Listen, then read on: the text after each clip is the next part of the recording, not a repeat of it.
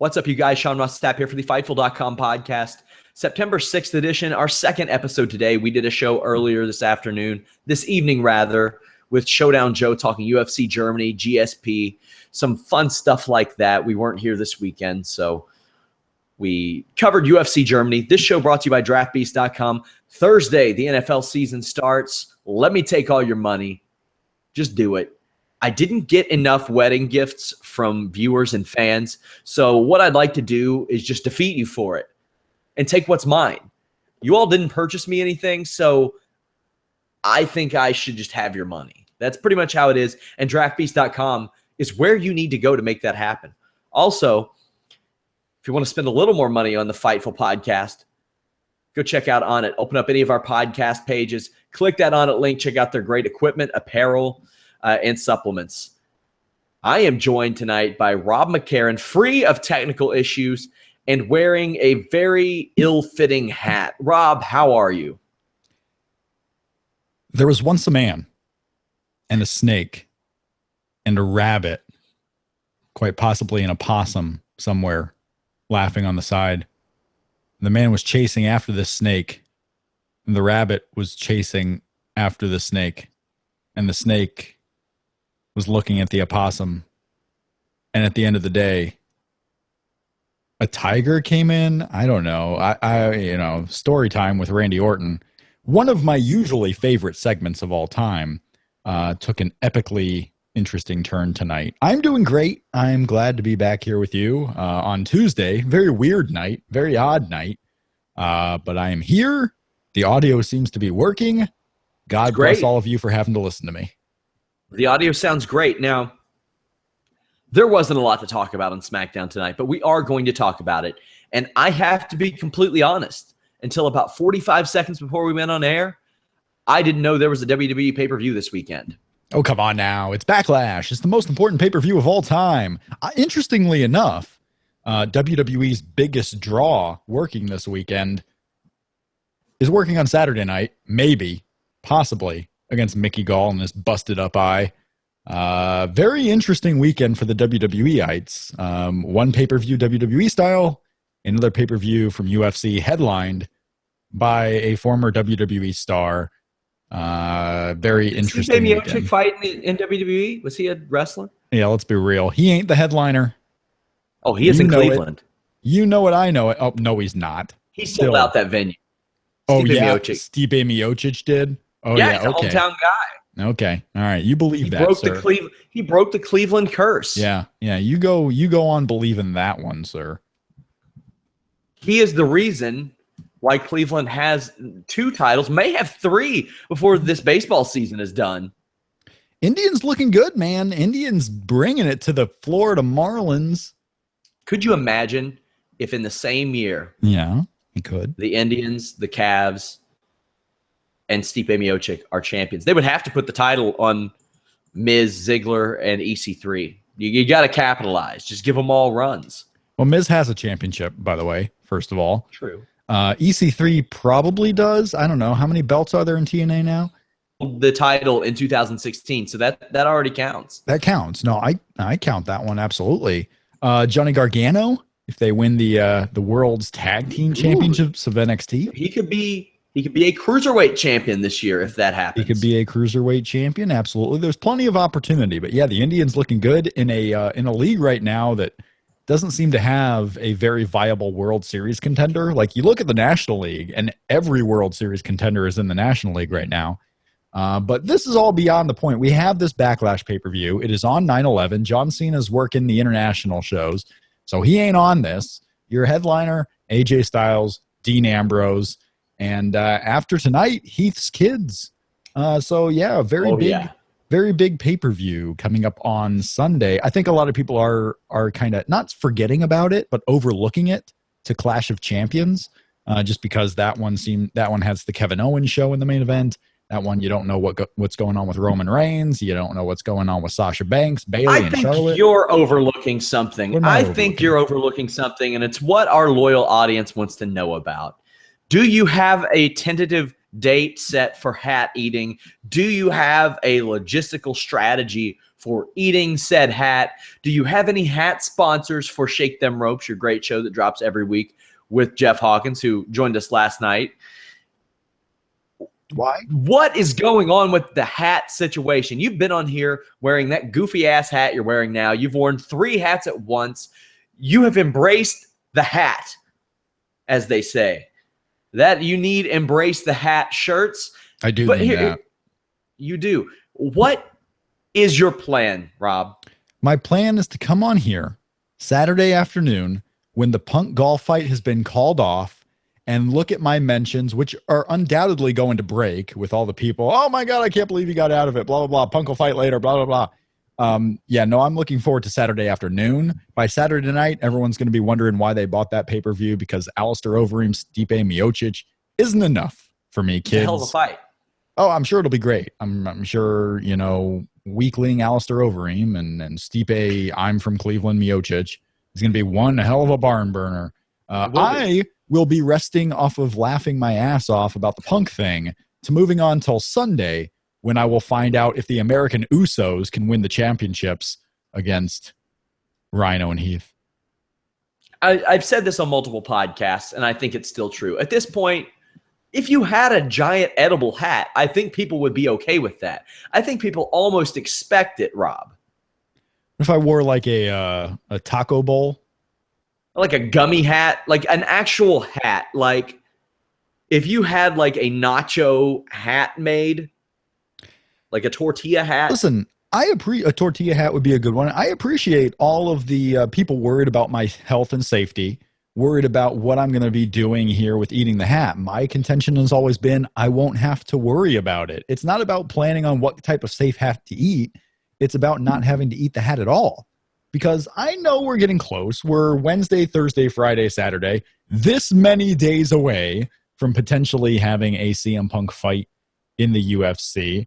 But I have plenty of time. The commission can get there on the day of and say, you know what, Mickey Gall, that eye doesn't look right. Or you know what, CM Punk, that gut doesn't look right. You can't fight. There's a number of things that can happen. Injury between now and then. The commission not, allowing it to happen. The commission wasn't going to let it happen. The commission, commission actually, they had to appeal the commission. What a joke! What a joke! First of all, because CM Punk's just like Brock Lesnar.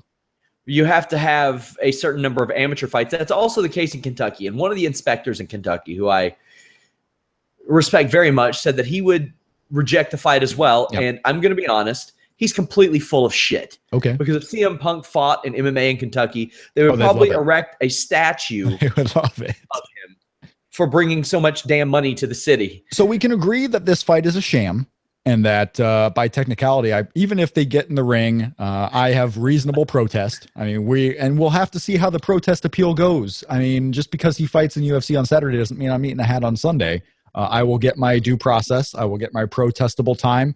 I will get my appeals. I may take this all the way to Supreme Court. We may be talking in 2020 about me being victorious and having CM Punk's fight thrown out. Also, if he's never announced as CM Punk, I believe I have an out there. If it's Phil Brooks fighting in the UFC, I believe I have an out. I think. You know what? That's the best argument I've heard you make so far. Is that so many? That is. So many outs. No, that's really just one. That's really just one because your appeal stuff is complete horse shit, to be honest with you. But if they do announce him as Phil Brooks, then sure. But I think they're going to announce him as CM Punk because they better. They better. Yeah.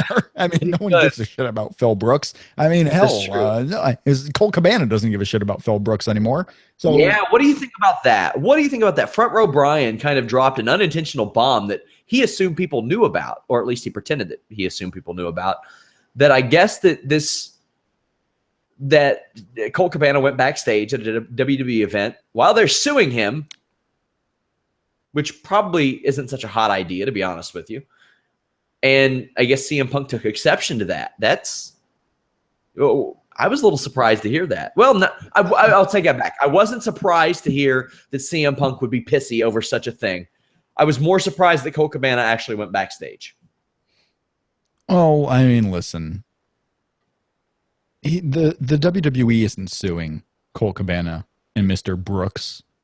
Dr. Amen, the doctor is. The And I WWE's know it's bankrolling it. probably, yeah, he's probably, WWE is probably behind it in a way, and they probably encouraged it, stand up for this, so on and so on. But there's plausible deniability there. And, CM Punk, if the story's out there, that if the rumors are true that Colt Cabana and CM Punk aren't on the greatest of terms right now, Colt Cabana wouldn't have been the first guy to turn on CM Punk and not want a relationship any further. That's what CM Punk does. It is. I figured that history. maybe Colt Cabana just asked CM Punk for Rancid's booking info, and he was like, "How dare you? How dare you use me? How dare you plot against me since we were in our early 20s just so you could get Rancid to work a show when we are in our late 30s." It was all a plot. I don't know about all that. I'm looking forward to Saturday because no matter what happens, whether CM Punk fights, whether it gets called off, it's going to be a fun day. I'm going to get tweets galore at Shake Them Ropes in the Twitter feed. You can make fun of me when CM Punk gets in the ring. That's all well and good, but I'm really looking forward to Sunday because I think AJ Styles is going to win the WWE Championship. We'll talk about this here. We'll probably preview the show right now, which we have 5 matches only for the show. We'll get some weird shit added that doesn't matter, listen, and I hate that. Oh, I know we will. But hey, it's not like there's a ton of extra options. John Cena's not there. Alberto Del Rio is not there. We say there's going to be a ton of extra matches. There's not exactly a whole bunch of other people to put out on this card, no? They'll probably put the Usos versus the Hype Bros. Probably an Usos tag team match. Maybe we'll get a pre-show match. Maybe we'll get one of those half-hour pre-shows, and we'll get one little pre-show match. Kalisto, Baron Corbin. I got to figure. Didn't Kalisto get hurt? Maybe Baron Corbin and Kane. I think might be. Jeff Hawkins talked me into that one. Baron Corbin and Kane being added to the show. There's some different things that they can add, but not pay-per-view caliber matches, right? I mean, the pay-per-view caliber matches are already made. We got Apollo Crews. What's Apollo Crews going to do? Anything at all? Who cares? Well, more importantly, that's true, and that's an indictment on WWE, right? Because people were hyped for Apollo Crews to be coming in, and he was an indie darling, and he is not getting any crowd reaction anymore. Like, that's amazing in itself. Because the indie darling crowd, usually the crowd gets behind them no matter what they do. People are still in the indie darling phase with Seth Rollins, and he's been on main TV for 3 years as a heel, as a good guy, and people still give him the indie darling reaction of a lot of events. So, yeah, Apollo Crews, they kind of just ruined him. It's pretty weird to see. So let's get into this SmackDown show. Let's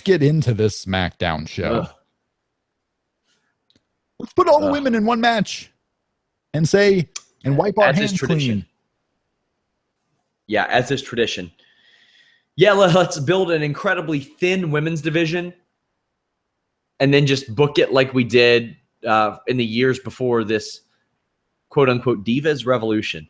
So we got that opening segment and a subsequent match. And really, like, what are we supposed to say about it? What are we supposed to talk about? Well, the question is, you got Carmella and Nikki Bella. You got Natty and Becky Lynch kind of involved in programs. Alexa Bliss is just kind of there. Naomi's just kind of there. What do they give the championship to? Which program? Do they give it to the Nikki Bella Carmella program? Do they give it to the Becky Lynch Natalya program that we've seen for the last 3 months going nowhere? I have to think that either Carmella or Nikki Bella are winning this championship. And, against my better judgment, I think Carmella's going to win it. Man, that's crazy for me to think. I mean, she did go over, there are a lot of people that say, well, if they win on the go-home show, they're not going to win at the pay-per-view, but that isn't always the case, contrary to popular belief. But I care about it in the sense of, well, I'm interested to see what direction they're going to go with this, but... Yeah, the direction certainly, because there's a lot of, I could see him putting it on anyone. And who will be the first champion? There's that. Who will be the first champion? And that, Nikki Bella and Carmella, if I had to pick 2 people, I think that's what it's going to be, because I think that program gets the championship, and you go to Survivor Series or whatever the show is in October. I don't even remember what the October show is going to be called for them. No Mercy? Is that No Mercy coming back? I think so. Yeah, so No Mercy, WWE No Mercy. Carmella, Nikki Bella, 1-on-1 for the women's championship. And Survivor Series comes along, who knows? We have breaking news. We have Mickey Gall out? No, Shane McMahon said that Due to Chad Gable's injury, Alpha is out for Sunday. I wondered why, because the Wikipedia page had it as TBD. They moved to TBD, and the Usos versus the Hype Bros is added. So I'll tell you what, I will one up you, Rob. Did Shane McMahon announce on Talking Smack who the replacement's going to be? Is it going to be the winner of the Usos and Hype Bros? No, he didn't. But I will say this. Okay, say it. If TBD ever wrestles in WWE or fights in the UFC, I will eat a hat. Oh, well, because they have been booked thousands of times and never show up. I believe TBD is going to be in the main event of Clash of Champions, so you better be eating that hat. The big dog is wrestling against Kevin Owens and Seth Rollins, baby. So, yeah. God was booked and wrestled on a WWE pay-per-view before TBD. Okay. And if you believe it, it was at Rupp Arena, an hour from my house, and I didn't go watch God wrestle.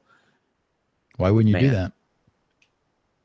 I don't travel a lot now, but Rupp Arena, is that University of Louisville? What's Rupp Arena? Lexington. Yeah. Okay. Kentucky Wildcats. Kentucky Wildcats. Boom. I gotcha. Yeah. Louisville is the Yum Center. Louisville is the Yum Center. Yeah, the house that Rick Pitino built. I don't know. Yeah. I don't know. And that he's probably going to knock down too. So TBD. Well, okay, you bring up this breaking news, so let's go breaking news style on it. Do we get a new tag team of from NXT? Do we get the winner of the Usos and Hype Bros? What are we doing here? I think it's got to be winner of Usos and Hype Bros. And this is kind of what I had said because sets a bad precedent, Sean. Though, like you can just take out any team and get their spot. It does. It really does. So. We'll talk about that too. The American Alpha squashed the Usos tonight, and we got a heel turn. And it's like, damn, if they're going to turn heel, I would almost rather them win rather than be sore losers about it. But, sore losers as heels, not that bad, I guess. But yeah, well, I wanted to. This goes back to, I'm sure you and Jeff talked about it, and I'm sure you were both wrong on every aspect of Enzo and Cass losing their match last night. But it kind of plays into this aspect, too. The Usos were too bad.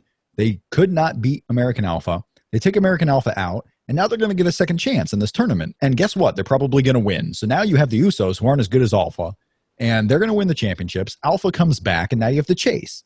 Everyone knows the Alpha is better, but the Usos hold the tag team championship. So you're going to want to pay your $9.99 a month to finally see American Alpha do the deed and win at No Mercy or win at Survivor Series. So, yeah, based on this whole storyline, I got to think the Usos are going to win, and Heath Slater's kids are going to grow up poor, and it's just a sad. Well, Rob, if you ever watched our Tuesday show, you would know that that's pretty much what I said was going to happen. I thought what was going to happen. I thought that the Usos were going to be the ones to eliminate Slater and Rhino and just have no remorse and kind of clown him for costing him his job and then beat American Alpha via nefarious means or whatever. Well, now they're just going to do that just in different order. That's fine. Sure. And I'm okay with that because when American Alpha won and Heath Slater and Rhino won, I thought, hey, dumbasses, why would you put American Alpha in a spot to get booed just horribly? Because Heath Slater and Rhino are getting cheered in that match. Heath Slater is a national treasure right now. Yeah. He's fantastic. And people like Rhino, too. He's still got the nostalgic factor. It's interesting because I thought that would have waned away much quicker. So, yeah, you have the Hype Bros and the Usos, and, all intents and purposes, that's probably getting you into the championship match. Maybe it doesn't. Maybe they bring in some other team. Probably not of the Headbangers level, but maybe they bring in something else for Heath Slater and Rhino, and maybe Heath Slater and Rhino win. I don't know how it's going to be. Maybe they trade for someone. Maybe the Dudley Boys come in and SmackDown swoops them up and they face Heath Slater and Rhino. You don't know. Also, apparently on Talking Smack, Brian said he wasn't a fan of Sasha Banks' fake retirement speech. Well, it wasn't. Shots fired. The thing is, it never got to be a retirement speech. At no point was she. She was hinting to us who thought, we didn't think she was retiring. We all knew what the gag was. But at no point was she doing what Mark Henry did and, hey, I'm laying the boots down and, hey, I'm going to go away and, hey, I'm done. She was there to deliver bad news. And guess what? She did to Charlotte, which was obvious from the beginning. I didn't necessarily like the segment because I thought Sasha was a little hokey during it. But it worked. I thought the Dana Brooke stuff was fine. I wish there were more for Dana Brooke. Like, I want them to put her back with the club, really. I want that to be a trio. Yeah. They're all just to check out his wife's Luke Gallows' wife's Twitter every week. Okay, well that's your reasoning. I just think it would be a fun, entertaining trio on WWE TV.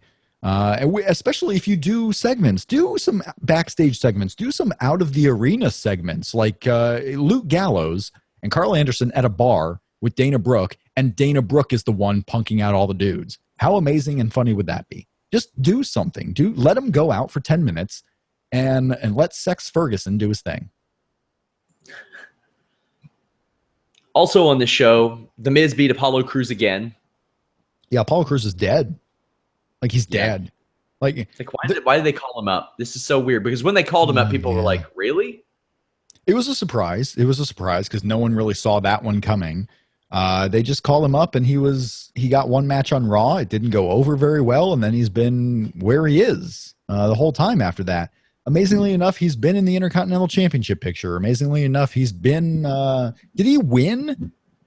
He won the Battle Royal to get the Intercontinental shot, but he was also in the world title picture on SmackDown for a short time, just doing whatever. It's very interesting with Paul Crews. I don't know if you can send him back down right now. Does going back down to NXT help him any? I think it would. And I think it would because I would hope that somebody would make him find a personality, even if that personality is something.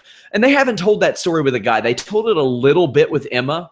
Yeah. As the girl who failed in the main roster, went back to NXT, found herself, and then came back up. She failed on the main roster, came back, cut out the dancing, and she had a chip on her shoulder against everyone. And her being a complete bitch basically allowed her to rise in NXT. I don't know if you know what? I'd be cool with Apollo Crews being a complete bitch. Sure, just be an asshole to everybody. Like this, be what Alex Riley honestly should have been. But Alex Riley just, you know what I mean? And this is what he is in real life. Just be a guy who was on the main roster and has been kept down. And Alex Riley did it a little hokey, did the whole rage thing, and it was all about that. But you can be rage without, rage on your Titantron and rage on your trunks and coming out here and trying to pick fights with Kevin Owens for no reason. Just be a guy who beats up all the guys who aren't as cool as him. Just be a guy who's beating people up. Hell, you can do that on SmackDown, honestly. Have him turn heel. Let him beat up Kalisto. Let him beat up Heath Slater. Let him beat up some of these guys that he feels are beneath him. And you know what? Once he does that, the crowd's going to start seeing those guys as beneath him too. And what does that make Apollo Crews? Someone who is above others. And that's really what they should be doing. Throughout this night, we had Bray Wyatt and Randy Orton reading off of those little sheets that you see at the Chinese restaurant that tell you what animals belong to what year you were born. You know what I mean? A rat went into the forest, and the doctor said, "I smell a rat." And the possum said, "You're right." And the snake said, "What the hell's going on?" This shit was weird. Yeah. This is weird shit. It's Bray Wyatt. And I'm surprised Randy Orton's not trying to make it seem cooler. But because that's what Randy Orton does. He tries to make things look cool. And sometimes they do just because he's involved. They seem cooler because Randy Orton's in there. Randy Orton doesn't go hokey, usually. And he's going a little hokey. Speaking of hokey, my boy, Kurt Hawkins is back next week. Yep, hate him. I mean, the dude doesn't belong anywhere. I mean, go back to Create Pro. Go run your wrestling school. That's great. No one wants to see you on TV, Kurt Hawkins. Nobody does. No one's going to care about you. Not a single one. You're going to be Jinder Mahal. If you're lucky, that's your ceiling. Jinder Mahal's your ceiling. Go away. For your own good, really. I'm not trying to say this to be mean. For your own good. I mean, good on you for making money, for doing nothing, and for being boring. But go home. Go home. We had Renee Young bringing us an update on Chad Gable, which is all really moot right at this point because we know what happened. Also, Fandango came out and danced with some lady. killed him. Where is this Kane thing going? Just beating dudes up. I think they're building to Baron Corbin and Kane. That's what I see happening. Maybe there will be some unstoppable monster. Maybe they're going to build up to a Survivor Series match with Kane and Braun Strowman, for all I know. Sure. Usos and Hype Bros is a number one contendership match, by the way. The winner of that match goes on to face Heath Slater and Rhino. So, yeah, I think the Usos are probably going to win. And American Alpha and Usos will be your match going into No Mercy. But anyway, wow, yeah, we completely guessed that match to begin with. Yes, well, you did. That was a good call on you. The Vaudevillains were always there because you're putting in the Hype Bros and the Usos. I guess they're just the teams that made it to the semifinals, right? So give them the second chance. I don't know what we were talking about. I completely lost my train of thought there. We were talking about the Usos and the Hype Bros. No, we weren't. We were talking about something else before that, but I completely forgot, so that's okay. Kane. We were talking about Kane. Where's Kane going? And I don't know. I would say Baron Corbin, if not on this pay-per-view, on the next one. Is there someone who's gone? Not John Cena. Is there someone who's gone on SmackDown that could come back? Is Luke Harper anywhere close? Probably not. He's not on either roster. Who? Luke Harper. Right. No, I'm just saying, like, who he is come close, in? Though. Okay, he is very close. Maybe Luke Harper and Kane could be a way they go towards November. Until then, I don't know. Kane's just going to come out and beat dudes up. Yeah, I'm looking at things pretty bare. No John Cena. Yep. That's rough. No Alberto Del Rio, and Alberto Del Rio may not be a huge star, but depth-wise, they kind of needed him, and he is gone. So you have no John Cena, you have no Alberto Del Rio. Dean Ambrose and AJ Styles in your main event. You have all 6 of your women's division in the same match. And you have multi-tag team matches. Fandango, Tyler Breeze, Vaudevillains maybe in a tag team match on the pre-show. Those 2 teams maybe. So let's talk about this card. We have the Usos and the Hype Bros. We are both expecting the Usos to defeat the Hype Bros. Yes. Move on and face Heath Slater and Rhino. Yes. Naturally, like you mentioned earlier, seems like the Usos should win this, really set off that heel turn. Set off the heel turn, be the champions when everyone knows that they're not deserving of it because American Alpha should be the champions. So now you have that straight one-on-one feud. American Alpha, the Usos, where it should be. And then you also get a little bit of a story with Heath Slater. Like Heath Slater needed to win this tournament to keep his job. What's going to happen once he loses? Does he go away? Does he start showing up on both shows again? Does Shane McMahon sign him? Do they give him a second chance in some form? So not only will you have a story for the winning tag team, the winning tag team's future challengers, but also this third team in Heath Slater and Rhino to find out where they go. I think that's the best for all involved. Now we have The Miz versus Dolph Ziggler. Speaking of the best for all involved, the best for all involved in this would be to do nothing. Let The Miz go out there. Let the Miz go out there and pick fights with dudes, never actually having to fight. But I think this match will be pretty good. Miz, Dolph Ziggler. They'd be insane to give Dolph Ziggler the win. At this point, just ride this Miz wave. And ride it to WrestleMania. Not in a 6-person ladder match. Build something up for someone who the crowd really wants to see win a championship and beat this little punk The Miz.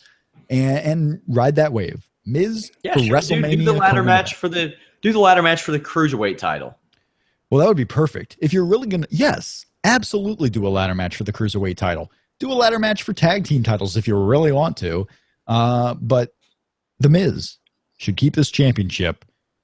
Build up. I almost said build up Apollo Crews. This should be his title. Over. His title. Should be his title. For a long time. Should be his title. Let Dean Ambrose win it at WrestleMania. Because Dean Ambrose sure as hell ain't going to be the world champion here coming up soon. Let Dean Ambrose finally beat The Miz for the world title, for the Intercontinental Championship, whatever. Just keep the belt on him for right now. Dolph Ziggler shouldn't be winning big matches at all. At all. 6-pack elimination challenge for the SmackDown Women's Championship. Alexa Bliss, Becky Lynch, Carmella, Naomi, Natalya, Nikki Bella. Who you got? I'm going to go with Carmella, but I think Carmella or Nikki Bella are probably my pick. I think the title goes to that program. So I'm going to go out on a limb and say the one least likely to be ready for this championship is the one who's going to win it. We have a woman who is married into the Samoan wrestling dynasty. Mm-hmm. Yep. We have the daughter of Jim the Anvil Neidhart. We have That's true, yes. the possible future wife of John Cena. Yep. But it's Paul Von Dale's little girl getting it done Sunday night. That's right. Wrestling connection. Second generation superstar Carmella. Exactly. And hey, you never know. Way down the line, her and Big Cass, they could form a super kid or something like that. And maybe you got one there. Can we talk about this Enzo Big Cass loss to the Shining Stars? Because I didn't get to yesterday with you. What did you guys end up saying? Was Jeff on your side with why the hell are Enzo and Cass losing? Well, if you watch the show, you would know that I couldn't. I kind of listened to you, Rob, and I was like, okay, maybe they're portraying that Enzo is the weak link. And I would hope that it leads to a situation where Enzo doubts himself backstage. And maybe eventually, or Cass doubts he gets the hot tag and he just dominates people. Lots of different scenarios. But I mean, you weren't the only one. There were a ton of people. But Jeff thought you were full of shit, by the way. A ton. Well, Jeff, just stop it. A ton of people were doing that sentiment. Why the hell are Enzo and Cass losing to the Shining Stars? When you look at it in tag team scene, they're kind of even, those two teams. I mean, Shining Stars won a match. Yeah, no one saw it because it was on like Superstars. But Golden Truth. Enzo and Cass don't win tag team matches. Cass has been proven on television. In storyline, Cass is better as a single. He'll win singles matches. He'll get to be in a world title shot match. But as tag team, they're not winning anything. The Vaudevillains match, where the Vaudevillains won the shot because of Enzo's injury to go onto the tag team title chance, the Vaudevillains were going to win that match anyway. It's not like Enzo and Cass lost out because of the Enzo injury. They weren't going to win. They are not a team that's portrayed as a really top tag team. They come out, Enzo does this deal on the mic, Cass backs him up, and they look ominous. They look like a pairing that could do well, but they don't do well. So Shining Stars getting a fluke win isn't out of the realm of possibility at all, and it does help advance both the Shining Stars as a future tag team threat if you need more depth in the tag team division. It creates a storyline where maybe Enzo doubts himself or Cass doubts Enzo. Maybe at some point they will play up the backstage rumors, the stuff that we're all talking about. Do they want Cass to go as a single? Maybe Cass begins to think that way. Oh, I could have more success as a single, and we see where that develops. But absolutely, the Shining Stars, I'm not arguing whether was it the right call or the wrong call. I'm just saying it wasn't an egregious call. It was a dumb call. I thought you said you were on my side. I thought you said I convinced you. About them losing, sure. It just shouldn't have been to the Shining Stars. The Shining Stars suck. Well, maybe the club. Maybe the club, that team that you're trying to get over to have a big tag title match. Sure, have them do it. They're not dead in the water. Well, hell, they might be after this week's situation. Either way, Randy Orton versus Bray Wyatt. Match of the night. This should be like a Kennel from Hell match, but all the animals that they mentioned and demons and predators should be around the cage. You want it? Yeah, you want it to be like a what do they call it? A lumberjack match with animals? Yeah, sure. Be interesting. I have no idea where to go on a prediction for this one. Randy Orton just got beat by Brock Lesnar, so I think Randy Orton's probably going to win. But Bray Wyatt's just coming back, and what does he come in and lose to Randy Orton, and then what? I don't know if we get Harper. That's like the case with him though. Always. Yeah, I know. Like, then what? Okay, so he shows up. His music He wins a lot of matches though, and then he just attacks people. Bray Wyatt wins matches, just not lately. Maybe Luke Harper comes back here. I have no idea really. I've been so out of the realm of the Luke Harper injury watch, so I don't know if he's coming back soon or if it's still a month or two away. Maybe you get Luke Harper coming back and we get the reimagined Wyatt family, which is not that so reimagined. It's the same thing. I don't know. I think Randy Orton wins clean in the middle. Give him the RKO, give him the clean win, especially when in the main event you're going to have AJ Styles most likely beating Dean Ambrose. So give the big babyface Randy Orton the win and maybe go Randy Orton and AJ Styles from here.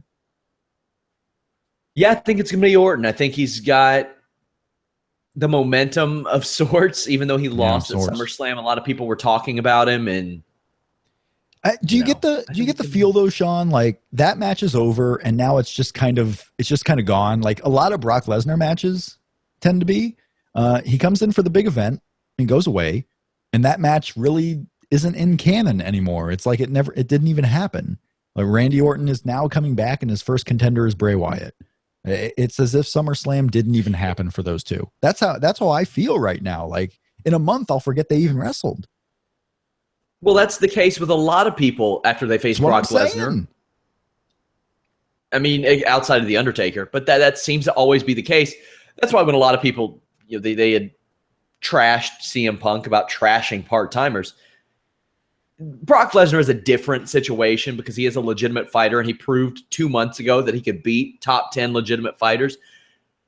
But, it's like what CM Punk said, who's coming to work Monday? Who's coming to work Tuesday? Okay. I don't know. Who do you think eventually beats Brock Lesnar? God help us if it's Shane. If it's Shane. They would totally do that. They would totally have Shane not beat The Undertaker to control the show, Absolutely. Then have him beat Brock Lesnar. Not only that, not beat Undertaker to control the show, but control the show anyway, and then somehow get in a battle with Brock Lesnar as if Brock Lesnar stands to gain anything from beating Shane McMahon. What is in it for Brock? Just destroying Shane McMahon for no reason? Yeah, I don't know who finally beats Brock. At this point, I would suspect nobody, really. Unless Brock Lesnar decides, okay, he's done with pro wrestling, and Vince convinces him to at least lose on his way out, then maybe it happens. I would love for it to be Kevin Owens. Like, if Kevin Owens kept the world title for a long time, I would love for Kevin Owens to be the guy to beat Brock. But I don't see anyone.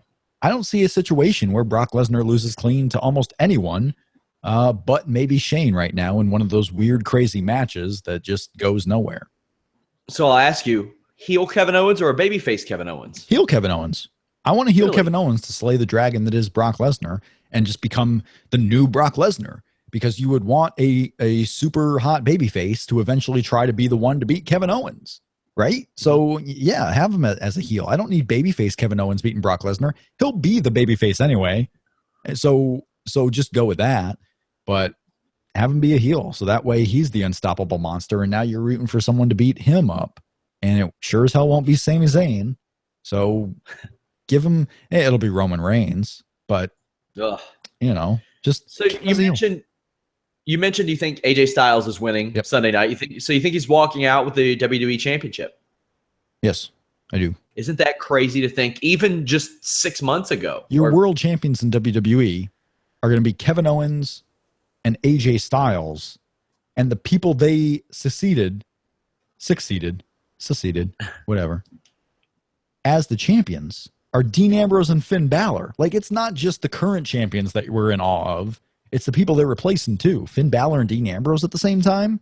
Didn't think that was going to happen even 6 months ago. Sounds like a fan fiction. It really does. It really does. And it's crazy to think. But yeah, AJ Styles, Kevin Owens, I think are going to hold the titles at the same time.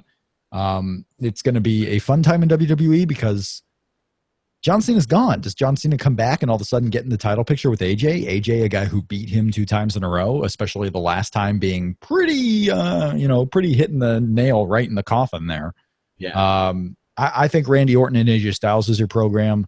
I think Kevin Owens is obviously in the program with Seth Rollins, Roman Reigns. I think they'll do the 3-way at Clash of Champions to move on to the next pay-per-view already. I think they will do the 3-way. Roman Reigns will be in there, and Roman Reigns, Kevin Owens will be your program going after that, with Triple H finally getting his program kicked off again with Seth Rollins. So very interesting time. I mean, a lot of cool names are in the main event scene all over the place, and then you got the cruiserweights coming in. This is another fun-packed time for WWE. I also think AJ Styles is going to win. Excited for the show, even though I didn't know about it until earlier, which it's been a wild week. It's been a wild week for me. So as they were hyping all these pay-per-view matches, did you just were you in the background thinking this pay-per-view is probably a week from now? Like yes. I don't know what, it's no big deal. I understand there's a pay-per-view coming. I'm just surprised it's Sunday was basically your reaction.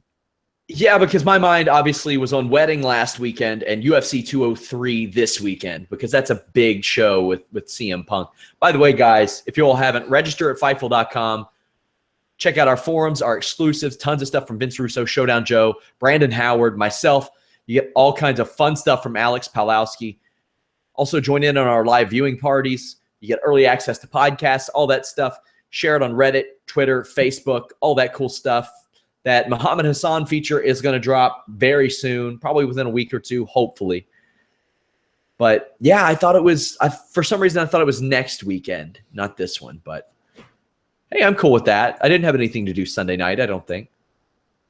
Since we have a little bit of time, going to approach some rumors. By the way, there are reports out today that EC3 was done with Evolve because of his TNA contract status. That is not true.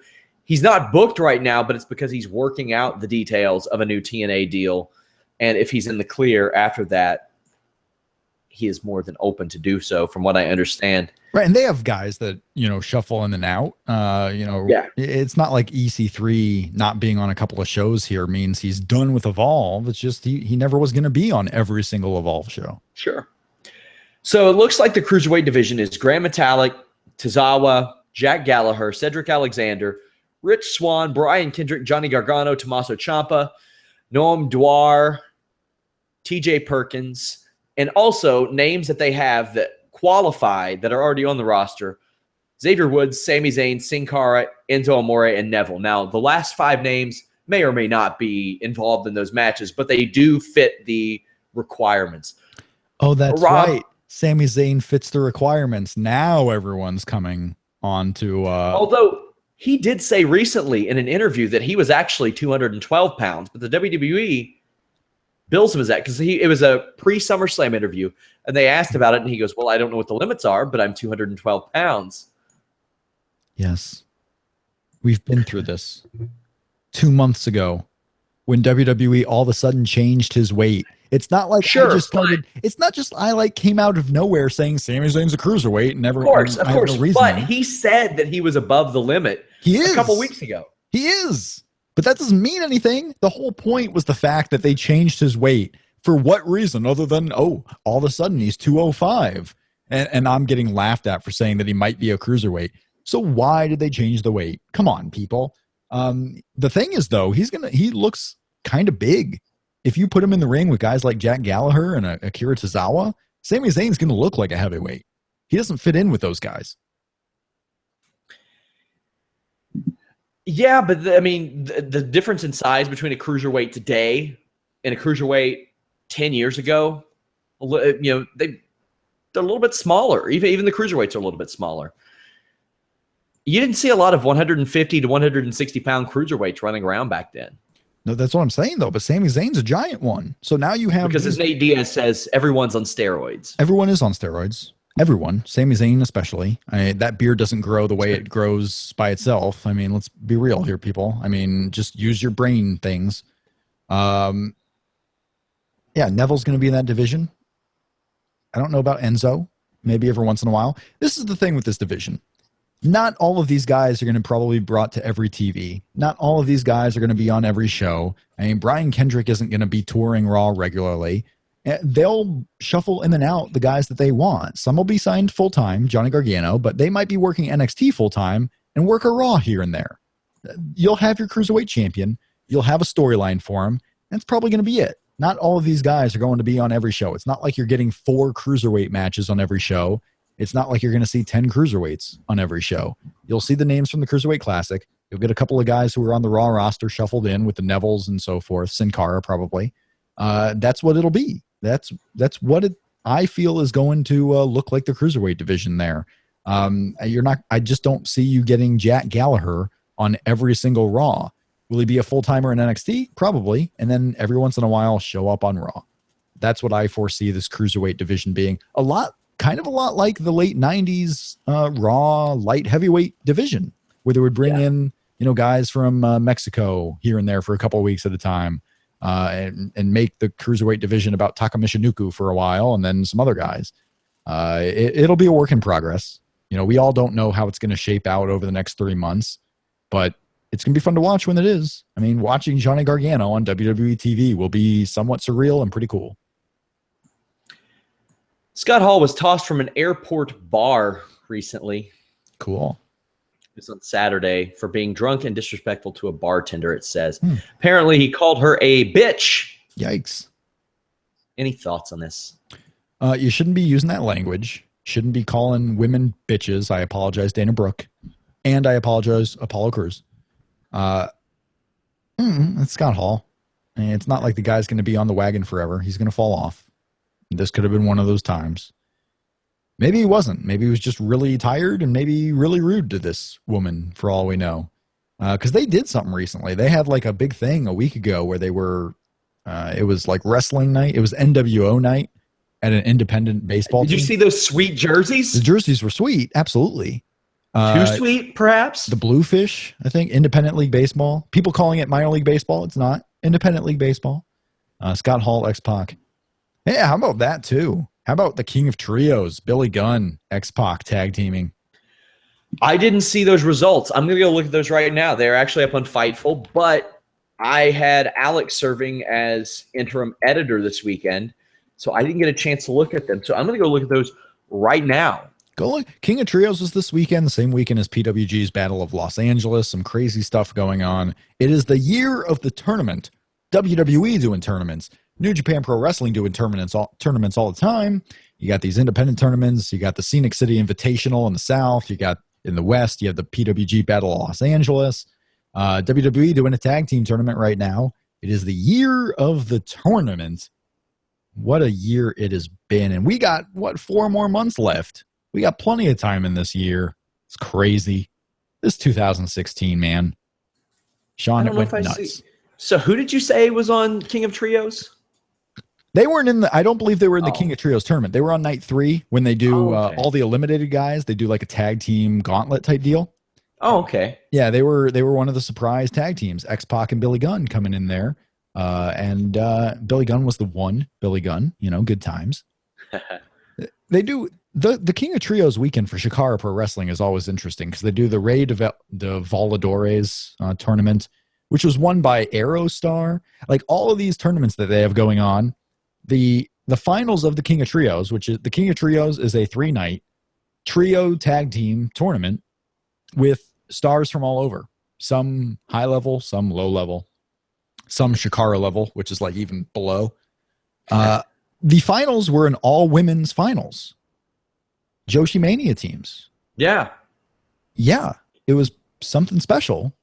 And so you have Shikara running all these tournaments, and none of the winners of any of the tournaments were Shikara people. Yeah. Sometimes that happens. Yeah, King of Trios is on my wrestling bucket list. I always wanted to check it out because they would do cool things here and there. Like they would have the BWO or they would have the 1-2-3 Kid, which I thought was just the coolest thing. Like Sean Waltman not only shaved and threw on the 1-2-3 Kid gear, but he busted out moves that you might not have realized that he didn't do after he was the 1-2-3 Kid. And that was really cool. They had, I remember one year it was like Team Cold Front that had Glacier, Al Snow, and somebody else. They had the Glacier coming in for King of Trios was one of my all-time favorite independent wrestling moments when Glacier comes in. Super cool. The revitalization of Sean Waltman started in Shikara, and I think it was at a King of Trios. I'm actually not quite sure. He was in a 4-way match, and that is when X-Pac really fell back in love with indie wrestling and was back on the scene. So Shikara can have some really cool moments. It's not all bad in Shikara Pro Wrestling. There's a lot of stuff behind the scenes that gives the company and independent wrestling a black eye. But Shikara on screen is it's family entertainment, and a lot of it can be really fun. And, of course, Battle of Los Angeles. And people keep asking me to talk about it, but I don't know how I'm supposed to talk about it. All I've seen is a trailer from one night. Right. We're not going to see it for a month and a half, so all we'd be going on is written results. And I think you're right, Sean. We shouldn't probably do that. We don't know. We can tell you who won. I don't know if that's going to upset people. Maybe we shouldn't even tell you who won. Yeah, they can go to the website if they want to hear that. Because what else can we really offer? The villain, Marty Skrull. Damn. You did it. You went and did it, didn't you? I just said a name. I don't know what you're talking about. I just said a name out there. Did you see the impromptu wrestling, not impromptu, the wrestling match that happened at Texas Tech? With John Cena and the football team? Yeah. Even John Cena, it was a fake John Cena, right? The fake John Cena putting somebody through a table. That was a pretty well executed table spot. Okay. What'd you think of it? I didn't see it. You didn't see it. I know. I heard about it. I didn't see it. If I'm going to watch stupid kids at a stupid school in a stupid state like Texas do things, then I don't even know. I don't want to see any of it. Johnny Manziel is back in school. What do you think about that there, Sean, from being from Ohio? What do you think about your former Browns quarterback? I know you're a big Browns fan. Oh, Sean God. Sapp. Johnny Manziel going back to school. Good for him. Good for him. Yeah, he needed to do something, so good for him. Sure, Yeah. good for him. Good for. What else is on the? Do we have questions? We should get into the questions. Let's get into the questions. We have a little bit of time. We should get into the questions because I'm sure people had to sit through an hour of Jeff Hawkins and they're just dying to ask someone intelligent some questions. By the way, you all do have a show, you and Jeff. We do, and it's going to be out late tonight, actually, if you can believe it. We're recording right after this. I'm killing myself tonight. Somebody says, what does Rob think about the old day segment last night? Yeah, so just because I didn't get to participate in Monday's Fightful podcast does not mean I didn't watch Raw.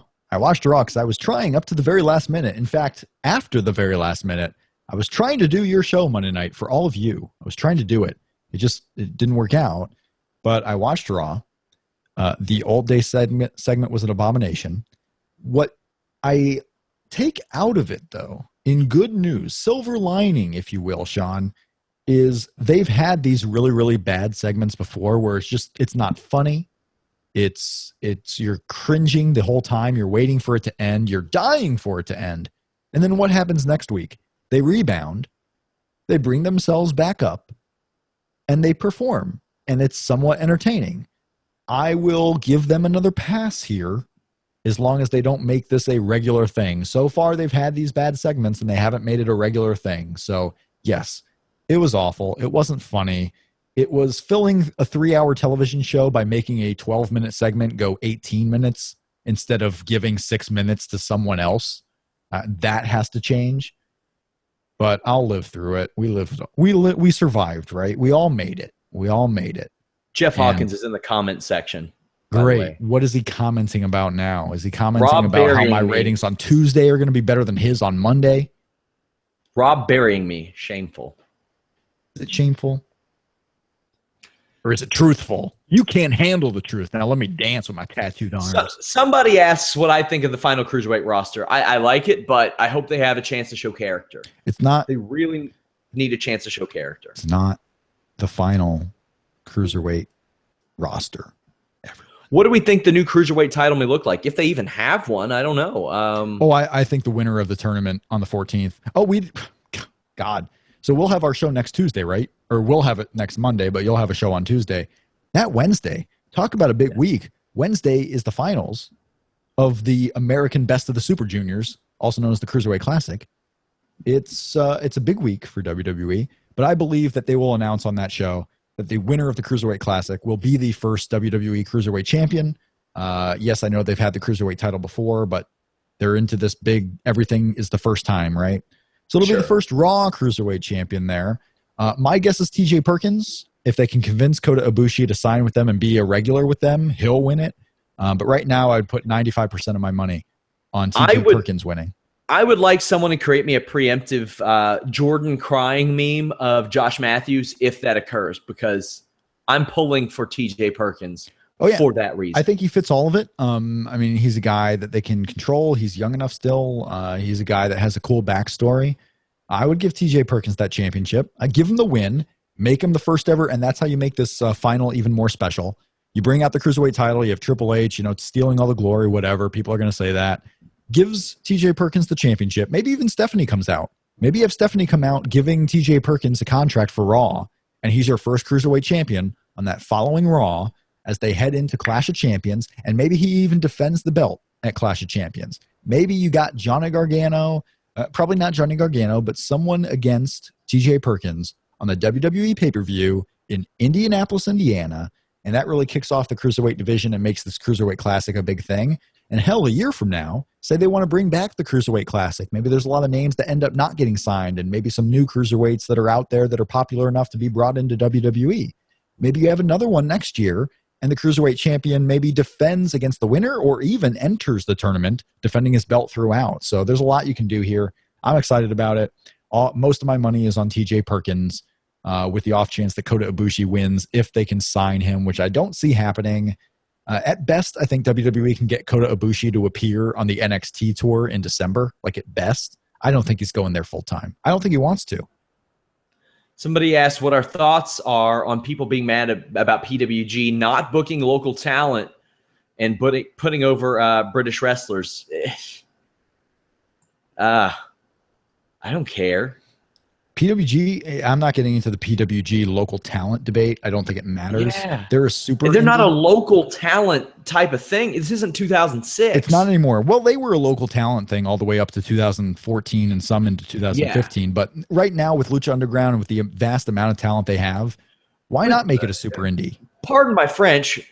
Ronda Rousey and fucking Sofia Vergara are showing up at their shows now. I mean, it's a little different. Hey, you know what? I would love to see Human Tornado pop up there and have a run. I would love it. But well, Devin Sawa's been showing up ever since like 2007. Yeah. Yeah. So they've had the stars. I mean, Tornado, whatever that movie was, big time. Yeah. And they have local talent.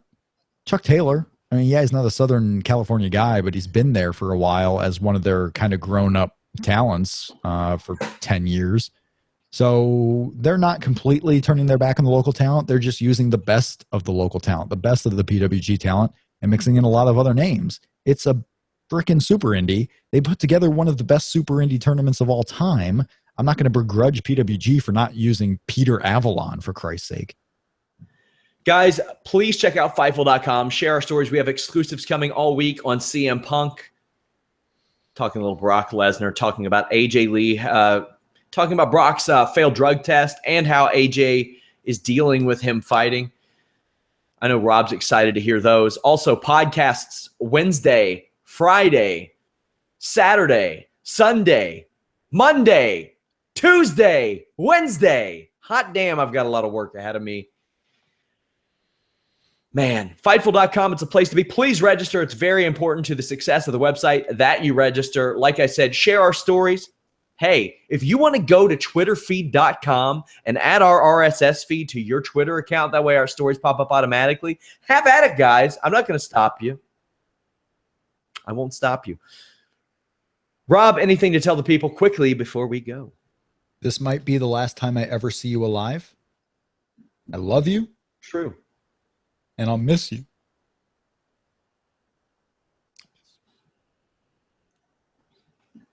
Guys, until next time, follow us on Fightful, online, on Facebook and Twitter. We are out.